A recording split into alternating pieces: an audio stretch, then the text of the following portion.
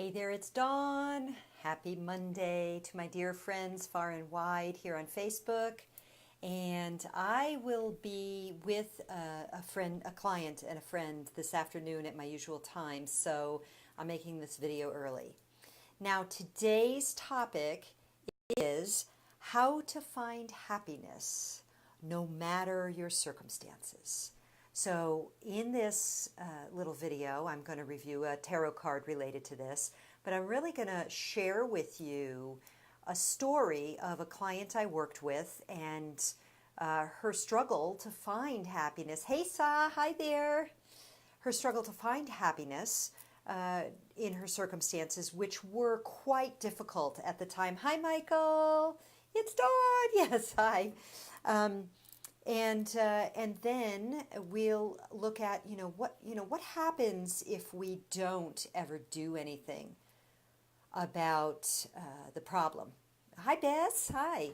So again, the topic today is how to find happiness no matter your circumstances. And I'm going to share with you a very specific story about a specific client I worked with, how she came to me in the state she was in, and what some of the work we did in order to shift that for her and the results. Now, I want to invite you to stay with me till the end of this video because I'm going to share a free gift, a little surprise gift that I haven't shared before. Okay, so again, how to find happiness no matter your circumstances. So I had a client once, I'm going to call her, well, I always use the name Sue. I'm going to call her Sue. That's not her real name. And she was referred to me by a friend of mine who is a master NLP practitioner, but whose calendar was so full she couldn't take her. So this woman booked a VIP 3-day or 2.5-day retreat with me, and she flew out here from another part of the country and worked with me for 3 days. And we began the process with some ceremony, some intention. And then we really started digging in what was going on. And when Sue came to me, she was living in one little bedroom in her ex-spouse's apartment. All she did was work, go to the gym, go home. Work, go to the gym, go home. And hide in her room because her ex now had a whole family and they were doing their own thing. So she basically had no life. She wanted love, she wanted happiness, she wanted more freedom, she wanted more creativity, she wanted to actualize some of the significant number of skills that she had been developing over the years as an NLP practitioner, as a law of attraction teacher, all of this stuff. So, hey there, Jan, welcome. And so, when she came to me, she was stuck with a capital S-T-U-C-K. She was stuck. She knew the principles. She knew what to do, but she didn't know how to do them. And so our work together took her deep into her subconscious mind and her early childhood programming. And what we found there is not something I can disclose, but I can tell you that her feelings of despair, of incredible frustration because her conscious mind knew what to do, but yet something like some weight was dragging her from the subconscious mind. So as we went in there through ceremony, through NLP, through hypnosis, through intention, and using my astrology, her astrological profile as my guide, we were able to reintegrate some fragmented parts of her psyche, parts that had been traumatized in early childhood through shocking, difficult experiences. So basically, she was operating as many of us do. She had like a little 3-year-old running her show. So her little 3-year-old would rather be safe, as all of our little 3-year-olds would rather be, than to actually make change, which seems scary and risky. So I'm happy to report that her life has changed quite dramatically since then. She's been able to begin to, instead of just working at a job that had no meaning, living in this little four walls, been able to shift what she's doing, building the revenue she needs to be able to step out, not only to live in a way that's more free and independent for her, but actually to begin to bring her considerable knowledge to helping others, which is what she had always wanted to do. So that's what I wanted to share. Now I want to share with you the card, and then we're going to look a little bit more in detail at this issue of how to find happiness no matter your circumstances. So here's the card I pulled, which was the inspiration for today's topic. And this is the Nine of Cups. You could see there's happiness in terms of romance, but there's also all those cups, which are a good, the bounty of emotions, and there's the flowers. And it's just it's a happy card. It really reminds me of the springtime too, like all the flowers blooming or the late spring. So how do we find happiness no matter where we are? This is a topic of great exploration. Now, we could apply the superficial lessons of the law of attraction and just mentally affirm our desires, or I'm so happy and grateful now that I have $100,000 in the bank account. I'm so happy and grateful now that I have the love of my life. And while that is not bad per se, and it's a heck of a lot better than doing the opposite, oh, I'm never going to do any, I'm never going to blah, blah, blah. In and of itself, that's not enough. We have to really go inside and begin to clean out the subconscious programming that's telling us that we can't really have what we want. And that takes more than simply conscious affirmations. That takes healing work. And it can take healing work in the terms of many different kinds of modalities. But one thing that's been a message that's been arising for me a lot is this: healing doesn't happen alone. If you're 30, 40, 50, 60 years old, you've had 30, 40, 50, 60 years of conditioning in a world that is full of a lot of stress, toxic ideas, and negative imprinting from education, from family, from authority, from systems, from work, all of that. So it takes more than simply conscious affirmations. Now, the modalities you use depend on what you resonate with, but you don't do it alone. So you might find that deep processes like breath work, energy healing, these things help you. You might find that doing NLP or hypnosis or like the work that I do with people, something to take you to the subconscious, or shadow work, these kinds of things will help you. You may find ceremony as part of it. You may find a good practitioner, and I encourage you to do that, to find people you can work with who can assist you, people who are skilled, who are qualified, who are certified or trained in modalities that can help. These are very valuable things to help you begin to reintegrate fragmented parts of yourself that no matter how much you seek happiness, you can't find it because that subconscious programming is telling you you'll never have it. So that's one piece of how to find happiness no matter your circumstances. There's work to be done, in other words. But there's another piece that really does have to do with where you're at right now. And that is, these are teachings, I'm not the first one to teach them, but I'm going to say them again because they're worth repeating, and maybe you haven't heard them before. You have to look for the good in every circumstance. Because here's the thing. If you have, let's say you really detest your work environment. It's really hard on you. Maybe the people are mean, maybe the job you do is misaligned with what you feel called to do, maybe both, maybe, numerous circumstances. It causes scarcity of time for you. So you feel like you can't actualize and spend time doing the things you love to do. Here's the thing. If you are running that, and this is not about early childhood programming either, you're just busy every day waking up going, hell, I got to go to this crappy job, and you start thinking about this, that, and this, that. What happens? You're going around your life and you're not seeing the things that are a blessing. Safe drinking water. That's a real blessing. And if you've traveled in third world countries, you know what a blessing that is. Heat, blankets, protection from the weather. Going out and smelling the roses, literally, which I just did before I started this call. So when you have some part of your life that is just really, it's sort of consuming in a difficult, negative way. Scarcity of money will do this one. I'm speaking from experience there. It infects every every other area of your life, or many other areas of your life. And because of that, you start to, it's like you get tunnel vision. You can only see the negative, or you only give energy. The most emotional energy you give is to that negative.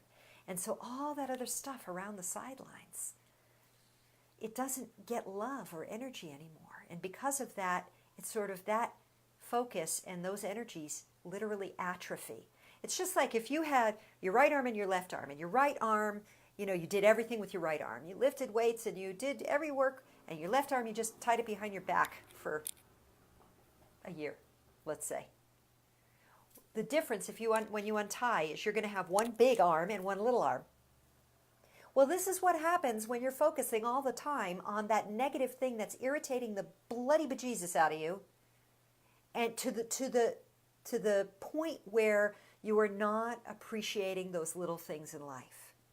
So this is the bad side, and it gets worse. I mean, when you do that enough, you're going to attract disease to you. You're going to attract more things that cause you to have annoyance, to be irritated. You're going to attract more people and situations that piss you off and activate that same frequency. And there's going to be less and less that shows up in your field that you have to appreciate. So that's the bad news. The good news is the opposite is also true. When you start to look for the good, even if your circumstances are really crappy in a lot of ways, what happens is you activate that energy. And as you do that every day, little baby steps every day, smell the roses, be appreciative for the water, give thanks for the clerk who was friendly to you. Be kind to the clerk who wasn't friendly to you at the supermarket. Be thankful for the pretty earrings you have and the memory associated with those earrings, or, some object in your house. Talk to your plants. Tell them you love them. Thank them for exchanging your carbon monoxide for their oxygen. These little things. Notice the sky. Oh, it's a blue sky day, or whatever it is. Those little tiny things. When you activate that energy, that too begins to infect every area of your life for the good. And you begin to change your frequency at a very deep vibrational level. And that can change everything. So, how do you find happiness no matter your current circumstances? Well, if you've got deep crisis and trauma, you need to get help. Healing doesn't happen alone. That's why there are so many healers and helpers on the planet right now. And notice what you're activating energetically with your thoughts, with your mind, with your focus. And if you're spending a lot of time focusing on that stuff, the circumstances that you don't want, that are upsetting you and that are causing emotional charge that's negative, you've got to start consciously reeling in that monkey mind and making conscious choices about what you're going to give your attention to, and start giving your attention to things that make you happy, even if they're the tiniest little things. Like here's one for me. It's springtime, and when my roses start to fade away, I pull the petals off and I spread them all over my altar. Sometimes to my husband's dismay when they start getting everywhere and he sees these drying rose petals. But this is like a tiny little thing, and it brings me so much joy to do it. It's not going to transform my life by doing that, nor is it going to transform my life to say, thank you for this beautiful cup of coffee first thing in the morning. But all these little things together begin to transform my life. And because I've been disciplining myself for numerous years doing this, I've got traction. And because I have traction, I don't live the life I used to live. So, as I shared with you at the beginning, I had a client who came in, no happiness anywhere in her field. We did some deep shadow work and some deep subconscious work to help her reintegrate fragmented parts. But another piece of the teaching was to really help her get her groove on with looking for the little things to appreciate, and those things grow. So what happens if you don't do this? Now this is kind of like the yucky part of it, but I feel it's really important to share with you. Because when we spend our lives looking for things to fuss and complain about, not even looking, we already have plenty of stuff to fuss and complain about, or worry about, or stress about, or have anxiety about. When we activate that energy day after day after day, what it does is it wears us down. It wears down our vitality. It wears down our joy. It wears down our hope. And what happens when you live a life without vitality, joy, or hope? It just goes down from there. Your health is compromised. At some point, your health will be compromised if it's not already. It's very hard to attract love or good friendships or joy into your life. It's very easy to turn to alcohol, drugs, sleep, TV, reality TV, which is so fake, to numb ourselves. And I can tell you at 53 years old, if you're not at my age yet, or maybe you're older, you already know this, life flies by. We don't have time to waste complaining, suffering. It's time for us to let go of those old things and really look for the joy. Because if you don't take conscious action, if one doesn't take conscious action to make a change, life will take you on that wave downstream to dis-ease, disharmony, disappointment, and unactualized dreams. And I know that sounds harsh, but the alternative is just so much better. And it's not like it's going to, how do I say this? You don't have to make a Herculean feat to make change. You have to discipline your mind and get help from others to heal those fragmented subconscious parts that need healing. Okay, so let me see if there's anything else I wanted to share today. I had made a few notes because this felt important to me. So again, the topic today was how to find happiness no matter your current circumstances. And I promised a gift. So here's the gift. It's not anything that you click on. The first 5 people who reach out to me, either in the thread here or privately, and have a question, I will answer it for free. These are things that people pay me for. I will personally answer your question, and it may be that I refer you to a resource. I probably will. I have a lot of resources. But I will do my best, whether that's pulling a tarot card, getting a intuitive download, something like that. I will answer your question to the best of my ability and or refer you to resources that will help you. So the first 5 people, either in the thread or private Facebook message, let me know. That's my gift. And finally, my request. I have a request. Please, if you find this valuable, or if this isn't relevant for you, but you know someone who maybe is really struggling with this, please share this on your Facebook page. Please share it.